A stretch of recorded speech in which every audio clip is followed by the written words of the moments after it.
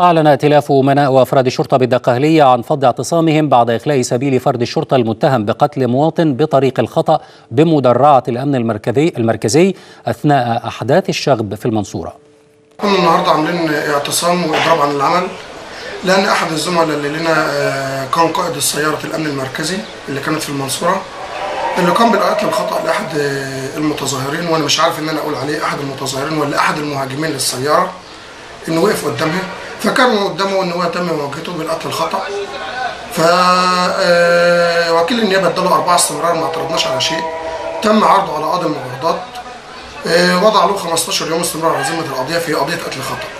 في الحين ان بيتم عرض اي متهم في القتل الخطأ، اي سواق، لو سواق ميكروباص قتل 1 قتل 2 قتل 5، بيتم عرضه على النيابة وبيدخل سبيله بدون كفالة، ما بيقعدش ساعة في قتل خطأ. ليه؟ احنا بنبص ان تعنت شديد جدا من المؤسسة